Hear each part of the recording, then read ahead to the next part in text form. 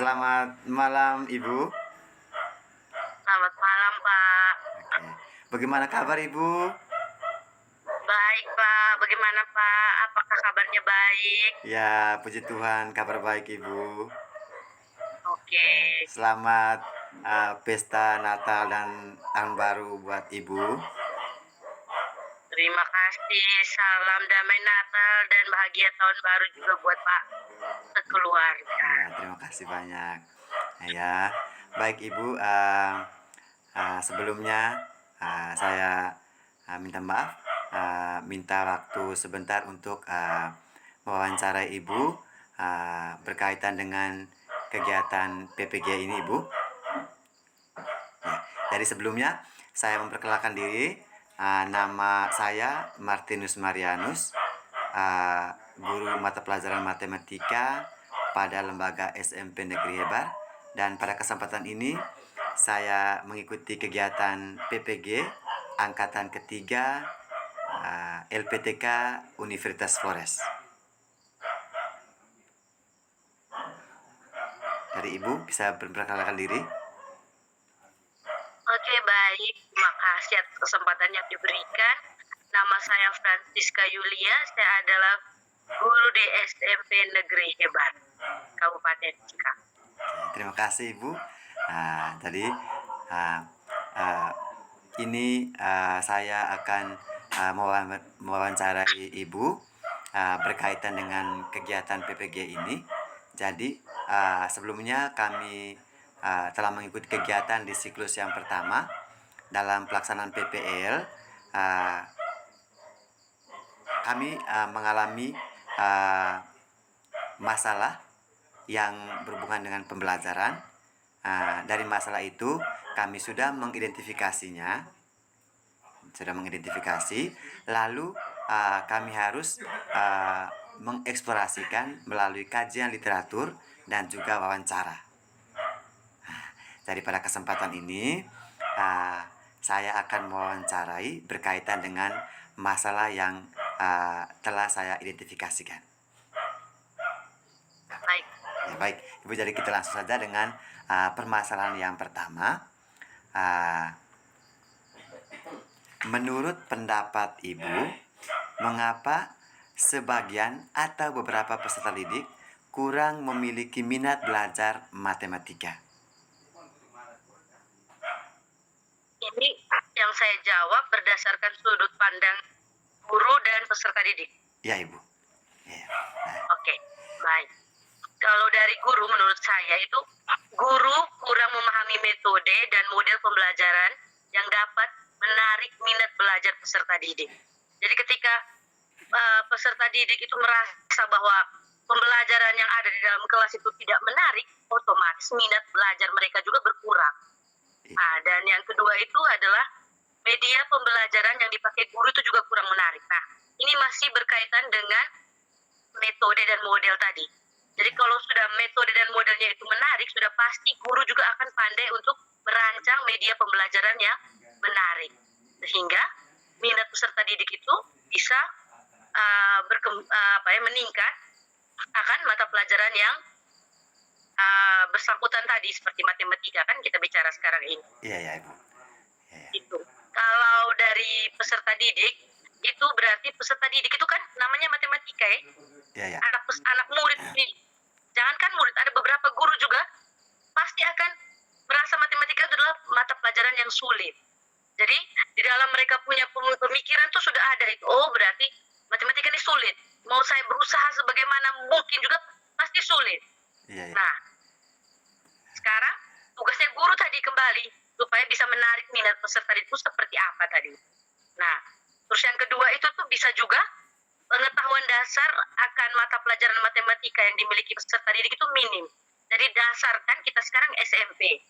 Otomatis kalau kelas 7 berarti pengetahuan dasar yang mereka bawa dari SD itu tuh kurang memadai. Sehingga ketika mereka dihadapkan dengan materi pembelajaran di SMP yang notabene-nya agak lebih sulit tingkatannya, nah itu buat mereka semakin tidak berminat dalam mata pelajaran dan meyakinkan ke mereka kalau pemikiran mereka bahwa matematika itu sulit itu benar.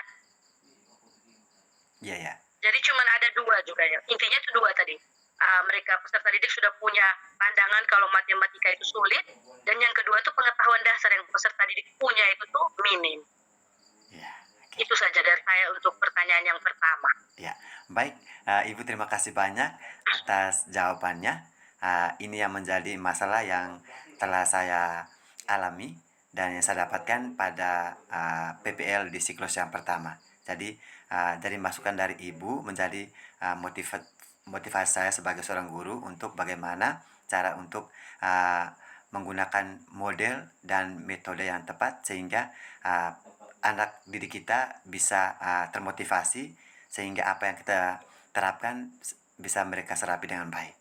Oke, terima kasih. Jadi baik, terima kasih Ibu. Kita masuk ke masalah yang keduanya. Menurut pendapat Ibu, mengapa rendahnya motivasi belajar peserta didik? Nah, ini juga saya jawab dari dua sudut pandang saja, dari guru dan juga peserta didik. Iya Ibu.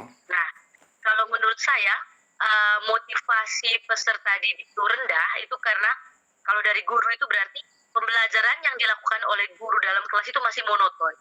Jadi guru pakai itu misalnya metode yang dia pakai itu hanya ceramah, berarti ceramah saja. Iya. Guru jelaskan, paling tulis soal di papan ini. Silakan, siapa yang bisa? Silakan maju jawab. Hanya begitu saja. Tidak ada variasi apapun itu. Nah, yang kedua itu tadi itu yang saya sudah omong tadi. Ya. Kurang adanya variasi dalam media pembelajaran. Iya. Jadi kalau guru sudah tidak monoton, pasti dia sudah punya pikiran, oh berarti ini. Besok misalnya materi tentang penjumlahan. Oh, saya bisa pakai misalnya tutupan botol. Saya buat bagaimana tutupan botol yang ada di kelas? Atau saya pakai ranting kayu. Itu kayak bagaimana saya buat? Variasi dalam media pembelajaran itu. Jadi, oh peserta didik itu tuh, oh iya hari Pak bawa kayu buat apa? Pak bawa ini buat apa? Jadi mereka punya motivasi. Kemarin itu kami sudah belajar ini, jadi besok tuh pasti Pak ini ada bikin sesuatu yang baru. Kayak begitu Pak. Iya, iya. Nah, sekarang dari peserta didik. Kalau dari peserta didik, ada peserta didik yang di sekolah kita itu, karakter peserta didiknya itu tuh cenderung acuh dalam mengikuti pembelajaran. Jadi guru mau omong dengan suara besar, mau kadang kita kan pegang kayu, Iya, iya. itu juga dia akan merasa bodoh. Iya. Karena memang dia begitu. Nah, bagaimana caranya guru untuk mendekati karakter peserta didik yang acuh ini supaya dia bisa menjadi tidak acuh, itu PR untuk kita. Iya, iya. Kita bisa kasih perhatian yang lebih kah atau apa, namanya kita guru pasti kita tahu solusinya seperti apa. Nah, terus yang berikut itu juga peserta didik juga kurang paham tentang pentingnya mata pelajaran yang dipelajari. Jadi kalau matematika, saya cita-cita jadi ojek atau saya cita-cita jadi petani. Yang belajar matematika itu cukup yang cita-cita jadi dokter, jadi orang kerja di bank. Nah, bagaimana guru itu tuh dia mengaitkan mata pelajaran matematika dengan kehidupan sehari-hari. Oh, kau cita-cita apa nak? Oh, petani. Oh, berarti kau harus tahu matematika. Jadi ketika kau jual, kau punya hasil kebun, kau tidak ditipu oleh tengkulak atau oleh orang yang membeli kau punya hasil kebun. Kayak begitu, bagaimana pandai-pandainya guru mengaitkan mata pelajaran atau materi pembelajaran itu dengan kehidupan sehari-hari yang ada di sekeliling lingkungan peserta didik. Itu saja kalau dari saya tentang mengapa rendahnya motivasi peserta didik ini. Oke. Baik, sekali lagi terima kasih banyak Ibu atas jawaban dan masukan terhadap masalah yang saya hadapi dalam pembelajaran ini. Jadi ini menjadi motivasi untuk saya juga sebagai seorang guru untuk bagaimana menggunakan cara yang tepat dalam pembelajaran. Semoga anak didik kita dapat menyerapi proses pembelajaran yang diterapkan oleh guru. Baik, kita masuk ke permasalahan yang ketiga. Menurut pendapat Ibu, mengapa sebagian peserta didik masih mengalami kesulitan dalam memahami materi yang diterapkan guru? Oke, baik. Untuk permasalahannya sebagian peserta didik masih mengalami kesulitan dalam memahami materi matematika yang diterapkan guru itu kalau menurut saya dari sudut pandang guru dulu ya, saya jawab yang pertama. Ibu ya. Pada awalnya itu, awal pembelajaran itu sepertinya guru itu tidak melakukan asesmen diagnostik sebelum memulai pembelajaran. Nah, asesmen diagnostik itu kan kita tahu ada dua jenis. Ada asesmen diagnostik kognitif dan non-kognitif. Kalau kognitif itu kan dia menilai kemampuan dasar yang dimiliki oleh siswa, kemampuan siswa pada tingkat sebelumnya. Kira-kira dia punya dasarnya seperti apa di sebelumnya. Nah, sekarang yang kalau non-kognitif berarti cara belajar. Peserta didik ini dia dikelompokkan dalam kelompok belajar apa? Dia audio kah, visual, atau kinestetik. Nah, jadi penerapan model pembelajaran dan metode pembelajaran itu tuh bisa tepat. Kalau kita sebagai guru tidak melaksanakan asesmen diagnostik di awal pembelajaran, berarti kita tidak terlalu paham apa model pembelajaran dan metode pembelajaran yang kita harus terapkan dalam kegiatan pembelajaran di kelas tersebut. Nah, yang kedua, guru itu cenderung memperhatikan peserta didik yang mampu. Jadi anak yang kita bisa bilang pintar atau yang mampu dalam pelajaran matematika itu pasti kan kalau kita kasih kesempatan untuk bertanya atau menjawab, pasti dia itu saja tertentu yang bisa itu saja yang angkat tangan.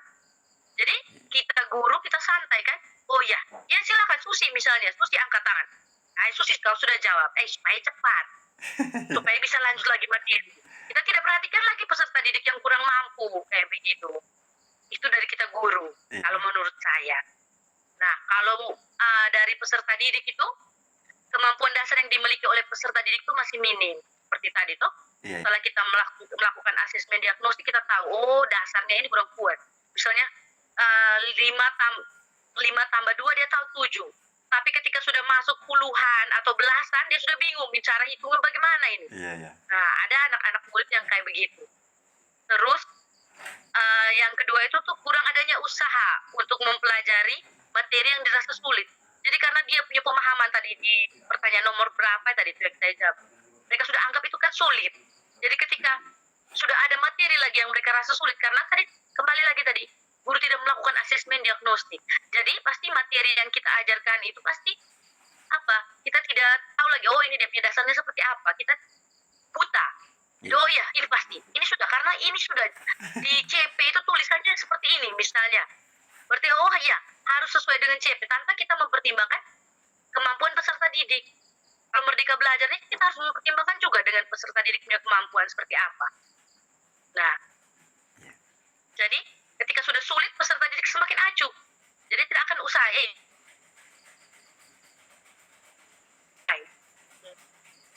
Kemudian yang berikut itu peserta didik itu tuh kurang berani mengungkapkan pendapat dan bertanya. Jadi kayak kalau dia tidak paham juga, kita guru kan sering sekali, saya dengar teman-teman juga banyak sekali kalau nanti kalau tidak tahu datangnya tanya ke Pak atau tanya ke Ibu. Nah, kita sudah buka diri, tapi bagaimana peserta didik mau ke kitanya itu mereka juga masih takut. Sedangkan mau masuk ruang guru saja mereka ada yang lain yang selamat pagi sebenarnya harus selamat pagi, mereka selamat siang karena gugup. Nah, itu juga untuk jadi bagaimana kita merangkul peserta didik buat mereka nyaman untuk bertanya ke kita. Itu kita punya PR. Itu saja kalau dari saya untuk pertanyaan tentang sebagian peserta didik yang masih mengalami kesulitan dalam memahami materi matematika. Oke, baik. Terima kasih banyak Ibu atas jawabannya. Dari kita langsung saja ke masalah yang keempat. Menurut pendapat Ibu, mengapa guru kurang maksimal dalam menerapkan model pembelajaran inovatif? Nah, dari guru. Sekarang saya mau bertanya dulu Pak. Menurut Pak itu model pembelajaran yang inovatif itu tuh seperti apa? Nah, baik. Jadi baik Ibu, di sini dalam kegiatan PPG yang telah kami ikuti dan sesuai dengan aturan adalah kita akan melaksanakan pembelajaran dengan kurikulum merdeka. Maka di dalam aturan itu sesuai dengan aturan kementerian, model pembelajaran yang kita gunakan itu adalah PBL dan juga PJBL. Maka di sini yang saya ambil dalam siklus 1 itu adalah model pembelajaran problem based learning. Nah, di situ adalah siswa akan sendiri menemukan masalah dalam kehidupan setiap hari atau yang nyata. Di sini saya mengambil model pembelajaran itu, tetapi saya merasa bahwa saya mengalami dan itu merupakan suatu hal yang baru dalam lembaga kita di SMP Negeri Hebar. Maka ini saya merasa yang saya jalankan itu belum benar-benar tuntas, maka saya mengambil masalah ini sebagai bentuk refleksi kembali. Semoga masalah ini saya mewawancarai dari teman guru sejawat dan juga mencari literatur atau jurnal ilmiah. Semoga saya bisa memahami kembali dan saya bisa menerapkan kepada peserta didik sehingga mereka bisa dapat memahami dan dapat mengerti apa yang saya terapkan sesuai dengan pembelajaran matematika di kelas. Jadi ini menjadi masalah dalam pembelajaran di siklus 1 dalam PPL, maka ini saya angkat kembali dan saya mewawancarai kepada ibu untuk memberikan masukan apa penyebabnya sehingga ini menjadi masalah dalam PPL tersebut.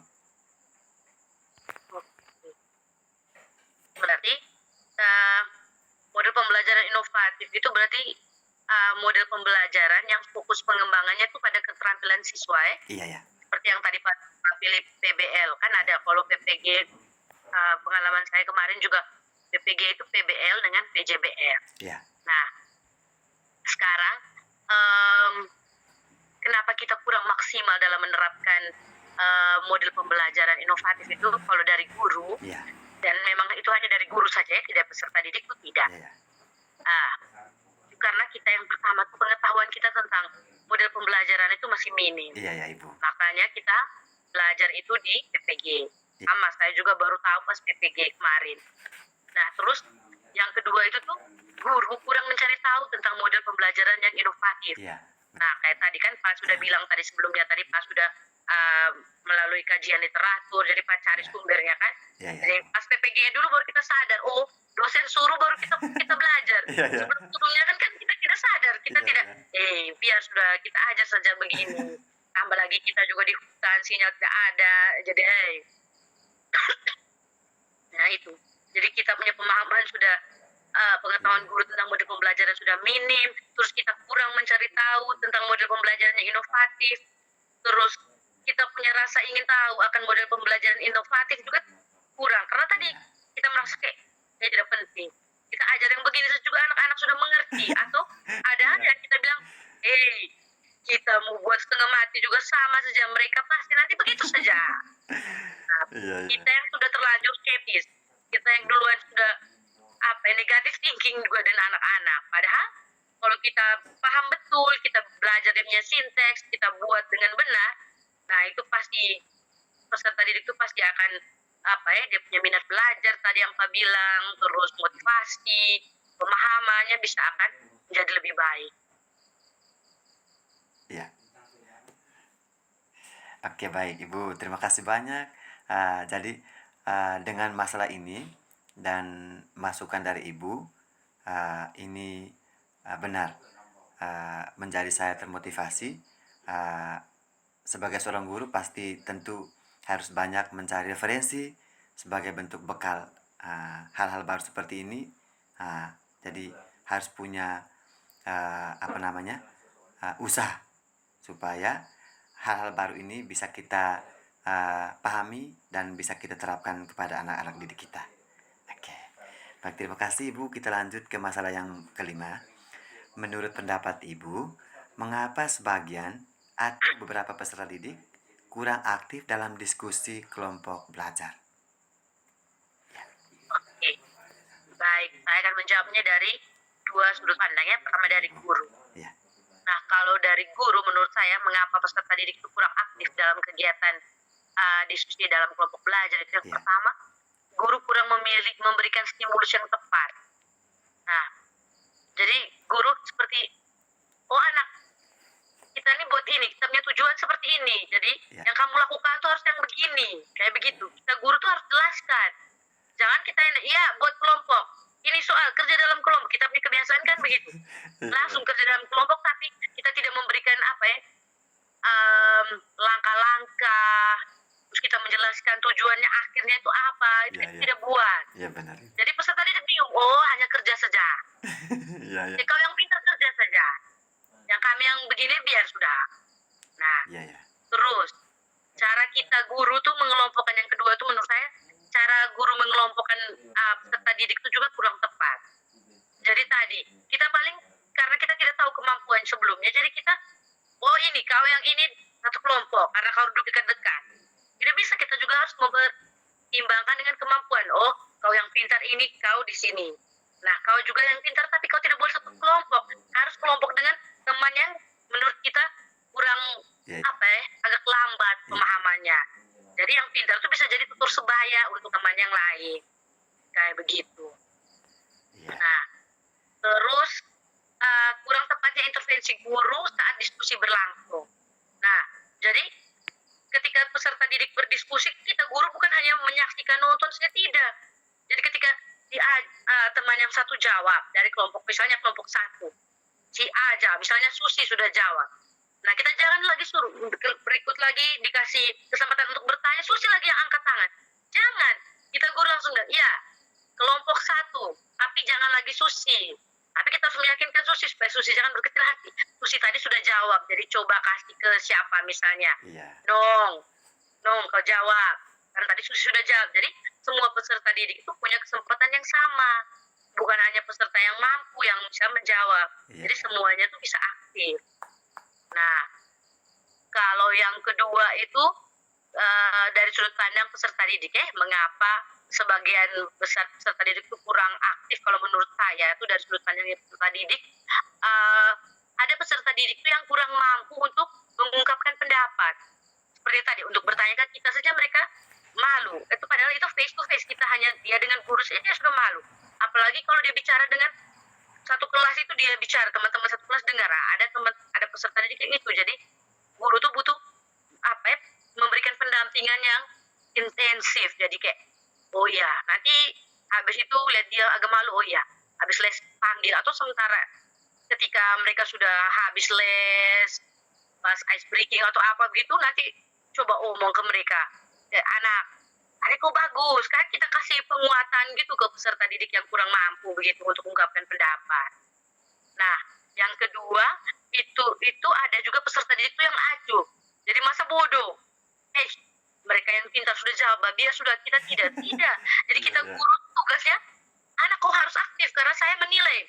Nah, untuk penilaian juga kita harus omong. Nah, ini yang tadi saya bilang stimulus yang tepat apa guru harus kasih penjelasan yang tepat terhadap itu dia punya diskusi itu karena itu. Jadi tidak ada peserta didik yang acuh. Dia tahu, oh kalau saya tidak aktif saya tidak ada nilai sebentar. Nah itu tadi pentingnya guru untuk memberikan itu tadi yang saya maksud tadi iya, iya, stimulus tadi. Terus yang terakhir kalau menurut saya itu peserta didik merasa topik atau materi yang menjadi bahan dalam diskusi itu tuh menurut mereka kurang menarik atau mungkin menurut mereka ini sudah omong juga omong terus saja malas ngeri bahasnya sama saja iya, atau caranya kita tadi oh materi yang ini jadi kita pertama tuh kita harus omong ke mereka tuh supaya buat mereka tuh tertarik dulu jadi oh iya kalau menurut ini diskusi ini menarik karena Pak tadi tuh sudah bikin hal-hal yang baru iya, iya, gitu kayak begitu supaya bisa buat mereka tuh merasa tertarik jadi mereka tidak acuh tidak bosan jadi mereka punya tertarikan dalam berpartisipasi dalam kegiatan diskusi kelompok tadi. Itu saja kalau menurut saya. oke. Baik, terima kasih Ibu atas jawabannya. Kita langsung saja ke masalah yang keenam. Menurut pendapat Ibu, mengapa guru kurang maksimal dalam menerapkan metode pembelajaran? Oke. Kalau menurut saya itu tuh tadi hampir sama dengan model pembelajaran tadi. Metode itu kan cara. Iya, ya, Cara guru dalam memberikan pembelajaran. Selama ini kan kita palingan monoton saja, paling metode ceramah. Iya. Jadi kita jelaskan sampai kita punya mulut capek, anak-anak lihat ke jendela, lihat ke dinding, kita tidak lagi perhatikan mereka, yang penting kita lurus saja, mengajar saja. Mau mengerti juga baik atau tidak juga baik. Karena apa kita punya pengetahuan terhadap metode pembelajaran, kan itu saja yang kita tahu. Iya. Cuma ceramah. Paling tidak juga diskusi, dan diskusi yang kita lakukan juga palingan itu tadi, kita cuma kasih soal, anak-anak kerja, ya yang pintar yang kerja, yang biasa-biasa tinggal ikut saja. Nah, itu tadi, itu karena apa? Karena kita punya pengetahuan tentang metode pembelajaran itu masih sangat minim. Minim. Terus yang kedua itu juga metode pembelajaran yang diberikan guru juga kurang bervariatif. Jadi ini hari sudah diskusi, besok kita diskusi lagi, nanti lusa kita ceramah. Tidak ada metode yang lain yang kita bisa buat supaya kita punya kelas itu lebih menarik, itu tidak lagi. Cuman itu saja. Jadi itu tadi pentingnya kita guru harus mencari tahu tentang metode dengan model pembelajaran yang harus kita gunakan dalam pembelajaran di kelas. Iya. Itu sampai dari saya. Intinya sekarang kita guru harus terus belajar dan ya harus selalu mencari tahu, karena kurikulum akan berubah, harus sesuai dengan zaman tuh kurikulum itu. Iya. Dan sesuai dengan kodratnya peserta didik. Iya. Jadi begitu, kita harus selalu mencari tahu, karena pasti akan selalu hal baru, zaman berkembang terus. Jadi Iya, peserta benar didik sekali. juga akan lebih canggih. Iya, iya, iya. Itu saja dari saya, kalau menurut saya. Iya, oke. Baik, terima kasih banyak Ibu atas jawaban dan juga kesediaan waktu untuk saya mewawancarai. Jadi hanya sekian saja Ibu. Terima kasih banyak. Ya, selamat malam. Oke. Terima Ya, kasih Pak, ya, selamat sama-sama, malam. Ibu.